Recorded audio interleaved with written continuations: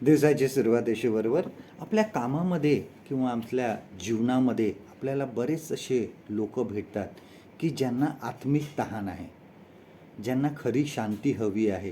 ते जीवनामध्ये आपल्या शांती शोधत आहे, त्यांना खऱ्या शांतीची गरज आहे. त्यांनी अनेक विश्वासणारे लोकसुद्धा पाहिलेले असतात, पण त्यांना अनेक लोकांकडून अनेक प्रकारचे सल्ले मिळालेले असतात. अनेक प्रकारे विविध सल्ले, लोक अनेक सल्ले अनेक, त्याच्यामुळे ते गोंधळून जातात.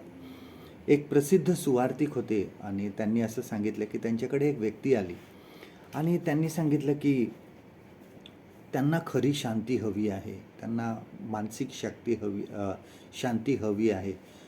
आणि त्यांनी सांगितलं की मी बऱ्याच जणांना भेटलो, पण काही जणांनी सांगितलं तुम्ही ह्याच चर्चला जा, त्या ठिकाणी गेलं तर काही दिवसामध्ये तुमचं तारण होईल.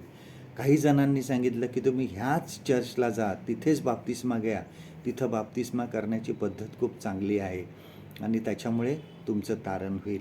आणि कोणी म्हणालं की डोंगरावरचं जे प्रवचन आहे ते तुम्ही तोंडपाठ करा आणि ते मनामध्ये घ्या तर तुमचं तारण होईल. कोणी सांगितलं की तुम्ही जे पाप केलं आहे त्याच्यासाठी पश्चाताप करा, रात्रभर तुम्ही उपास तापास करा आणि रात्रभर तुम्ही जागे राहा, त्यासाठी प्रार्थना करा, तरच तुमचं तारण होईल. आणि हे खडतर जो प्रवास आहे तो तुम्ही करा, तरच तुम्हाला मनाची शांती मिळेल. आणि तो सुवार्तिकाला म्हणाला की आता मला नक्की काय करायचं समजत नाही.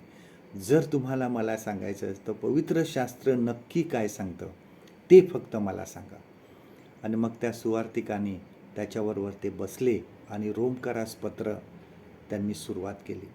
आणि ज्यावेळेस 5व्या अध्यायापर्यंत ते आले त्यावेळेस वाचत असतानाच ते त्याला समजवूनसुद्धा सांगत होते. आणि ज्यावेळेस ते 5व्या अध्यायापर्यंत आले त्यावेळेस त्या मनुष्याने सांगितलं, त्या व्यक्तीने सांगितलं की आता बस, माझं तारण कशामुळे होणार आहे हे मला आता समजलं आहे. एकच सार आहे की प्रभू येशूवर विश्वास ठेव आणि त्याद्वारे त्याला आत्मिक शांती मिळाली.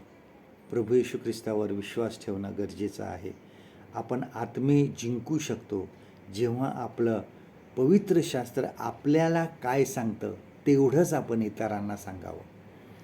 आपले कारणं, आपले जे कर्म आहे किंवा आपल्या कर्मामुळे नाही तर ख्रिस्तावरील विश्वासामुळे आपलं तारण होतं हे इतरांना सांगण्याची गरज आहे. आजचं देवाचं वचन आपल्यासाठी हे आहे. आज आपण 2 वचनं बघणार आहोत. पहिलं वचन बघा, रोमकरास पत्र ह्याचा 1 अध्याय 17वं वचन, रोमन्स चॅप्टर 1 and verse 17. नीतिमान विश्वासाने वाचेल. दुसरं वचन आपण बघूया, प्रेषितांची कृत्य याचा 16वा अध्याय आणि 11वं वचन, book of acts chapter 16 and verse 31. ते म्हणाले, प्रभू येशूवर विश्वास ठेव म्हणजे तुझे व तुझ्या घराण्याचे तारण होईल. परमेश्वर करो आजचा दिवस तुमचा आशीर्वादित करो.